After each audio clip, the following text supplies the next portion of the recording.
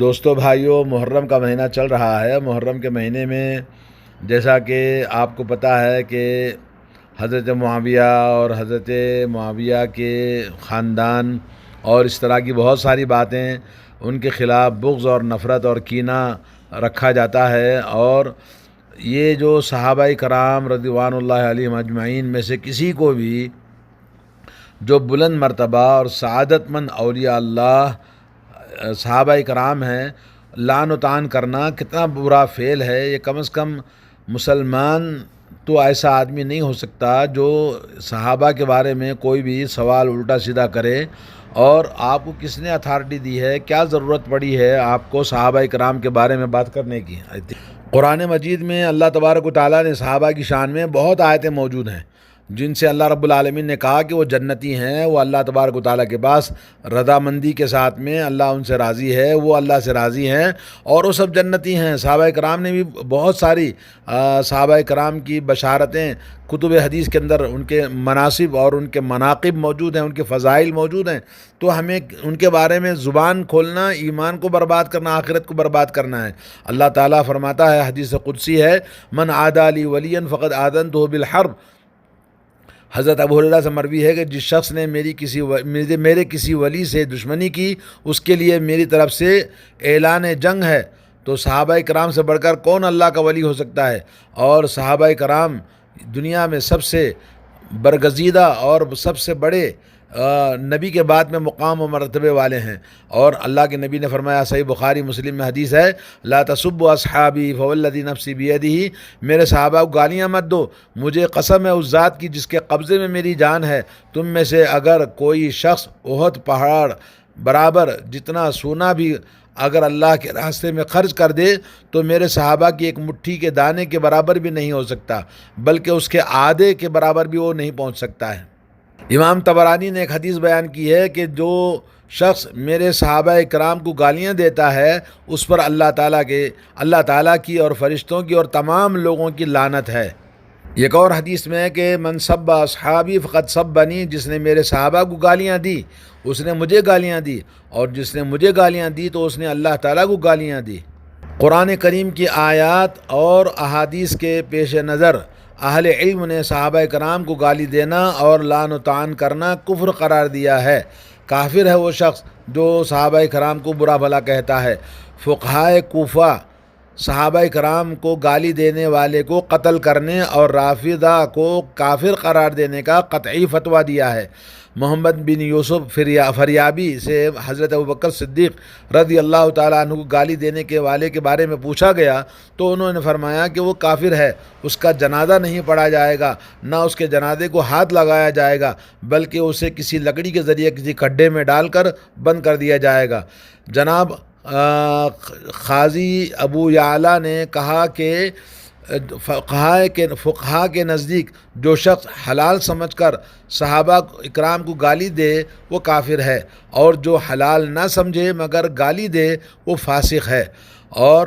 اپنا فیصلہ دیتے ہوئے امام ابن تیمیہ لکھتے ہیں، جو شخص حضرت علی رضی اللہ تعالیٰ عنہ کو الہ یا نبی سمجھے، یہ یقین رکھے کہ حضرت جبریل علیہ السلام سے غلطی ہوئی، وہی اللہ کے نبی کے بجائے حضرت علی کے بجائے نبی علیہ السلام کو دے کر گئے اور صحابہ کو گالیاں دے، وہ کافر ہے، اور اسے کافر کہنے میں توقف کرنے والا بھی کافر ہے، یعنی ان کو کافر نہ سمجھنے والا بھی کافر ہے۔ اور جو شخص قرآن کریم کو ناقص قرار دے یا باطنی تلاوات کا زعم رکھے، جیسا کہ قرامطہ، باطنیہ اور تناسخیہ کے فرقے خیال کرتے ہیں، وہ سب کافر ہیں۔ جو شخص صحابہ پر بخل، بزدلی، کم علمی اور عدم زہد کا الزام لگائے وہ بھی کافر ہے، اور ایسے لوگوں کو سزا دی جائے گی۔ مطلق لعن و طعن کرنے والوں میں سے جو شخص یہ عقیدہ رکھے کہ نبی کریم صلی اللہ علیہ وسلم کی بعد انتقال کے بعد 10-15 صحابہ کے سوا باقی سب مرتد یا فاسق ہو گئے تھے، وہ بھی کافر ہے، اور ان کے کفر میں شک کرنے والا بھی کافر ہے۔ الغرض صحابہ کرام کو گالیاں دینے والوں میں سے کچھ اوصاف جو جس شخص کے اندر بھی پائے جاتے ہیں، جو بھی گالیاں دیتا ہے وہ صاف طور پر کافر ہے، اور بعض کے کفر میں تردد کیا جائے گا اور بعض پر کفر کا حکم لگایا جائے گا۔ مقام صحابہ، دوستو یہی شرف کیا کم ہے کہ انہوں نے حالت ایمان اور اسلام میں نبی آخر الزمان رحمت للعالمین کے رخ انور کو دیکھنے کی سعادت حاصل کی۔ وہ چہرہ انور، رخ زیبا کہ جس کا ایمان کی حالت میں دیکھ لینا فوز و فلاح اور فتح و نصرت کا ضامن ہے۔ چنانچہ صحیح بخاری مسلم میں حدیث ہے، لوگوں پر وہ زمانہ بھی آئے گا جب مسلمانوں کی ایک جماعت کسی قوم پر حملہ آور ہوگی۔ ایسے وقت میں لوگ کہیں گے، کیا تم میں کوئی ایسا شخص بھی ہے جس نے نبی علیہ الصلوۃ والسلام کو دیکھا ہو؟ وہ کہیں گے ہاں، تو انہیں صرف اتنی سی بات پر فتح حاصل ہو جائے گی۔ پھر وہ دور آئے گا کہ غازی جماعت سے پوچھا جائے گا، کیا تم میں کوئی ایسا شخص بھی ہے جس نے کسی صحابی رسول کو دیکھا ہو؟ وہ کہیں گے ہاں، تو انہیں اس بات پر بھی کہ انہوں نے تابعی کو دیکھ لیا تو ان کی فتح حاصل ہو جائے گی۔ اور ایک وقت ایسا بھی آئے گا کہ غازیوں سے پوچھا جائے گا، مجاہدین سے، کہ تم میں کوئی ایسا شخص بھی ہے جس نے کسی تابعی کو دیکھا ہو؟ جب وہ کہیں گے ہاں، تو انہیں بھی فتح نصیب ہو جائے گی۔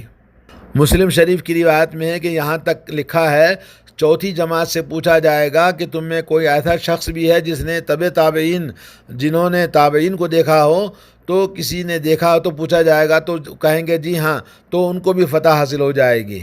رسول کریم صلی اللہ علیہ وسلم صحابہ کرام کے بارے میں فرماتے ہیں، میری امت کے بہترین لوگ میرے زمانے کے لوگ صحابہ کرام ہیں، پھر وہ لوگ جو ان کے بعد آنے والے تابعین ہیں، پھر وہ لوگ جو ان کے بعد والے تابعین ہیں۔ تو یہ صحیح بخاری صحیح مسلم کی حدیث ہے، اور ترمذی اور نسائی، ابن ماجہ، ابن حبان، مسند احمد اور مستدرک حاکم میں اسی مفہوم کی ایک اور حدیث ہے، اکرموا اصحابی فانہم خیارکم ثم الذین یلونہم ثم الذین یلونہم، میرے صحابہ کا احترام و اکرام کیا کرو، کیونکہ وہ تم میں سب سے زیادہ بہتر اور بزرگ لوگ ہیں، پھر وہ لوگ جو ان کے بعد والے تابعین ہیں، پھر وہ لوگ جو ان کے بعد والے تابعین ہیں، پھر ان کے بعد جھوٹ عام ہو جائے گا۔ صحابہ کرام نبی کریم صلی اللہ علیہ وسلم کی زندگی میں جس غزوے میں، جس لڑائی میں، جس مقام پر بھی آپ نے بھیجا، سب نے جہاد کیا ہے۔ جہاد سب سے افضل عمل ہے جو صحابہ کرام نے انجام دیا اپنی زندگی میں اسلام کی خدمت کے لیے۔ اور اللہ کے نبی صلی اللہ علیہ وسلم کی بخاری مسلم میں حدیث ہے کہ ما من مکلوم یکلم فی سبیل اللہ، جہاں جہاد فی سبیل اللہ میں زخمی ہونے والا قیامت کے دن اس طرح اٹھایا جائے گا کہ اس کے زخموں سے ایک ایسا رنگین مادہ بہہ رہا ہوگا جس کا رنگ خون کا اور خوشبو کستوری کی ہوگی۔ دوستو، محرم کا مہینہ شروع ہوا، شیعہ تو شیعہ، آج کل کے تو سنی بھی تعزیے بنانے والے کلاوے پہنتے ہیں، گلوں میں لاٹیاں ڈالتے ہیں، شربتیں بناتے ہیں، شہادت نامہ پڑھ کر روتے اور رلاتے ہیں، اور شیعوں کی مجالس میں شریک ہوتے ہیں، ان کے شیرنی کھاتے ہیں اور ماتمی جلوس میں شرکت کرتے ہیں۔ اور کچھ لوگ جو یہ کام نہیں کرتے مگر دیکھنے کے لیے جاتے ہیں کہ دیکھیں گے کیسے ہوتا ہے، سنیں گے اور منع نہیں کر سکیں گے، تو ایسی جگہ جانا حرام ہے۔ فلا تقعدوا بعد الذکری مع القوم الظالمین، اللہ تبارک و تعالیٰ نے فرمایا، جب آپ کو یاد آ گیا تو ایسے ظالموں کے ساتھ نہ بیٹھا کرو۔ عشرہ محرم شروع ہوتے ہی گویا بہار کا مہینہ آ گیا کہ پھول کھلے، تاشے بجے اور بجتے چلے گئے، اور طرح طرح کے کھیلوں کی دھوم، بازاری عورتوں کا ہر طرف ہجوم، شہوانی میلوں کے پوری طرح سے رسوم، جشن مختلف قسم کے، چھتوں پر بیٹھ کر عورتیں دیکھ رہی ہیں، بچے کھیل کود کر رہے ہیں، اور یہ تمام مروجہ جتنے بھی ماتم ہیں یا کہ تعزیے کے جتنے بھی رسم و رواج ہیں، ان کو دیکھنا اور ان میں شریک ہونا حرام ہے۔ کیوں؟ اس لیے کہ اس میں صحابہ کرام کو گالیاں دی جاتی ہیں، صحابہ کرام کے خلاف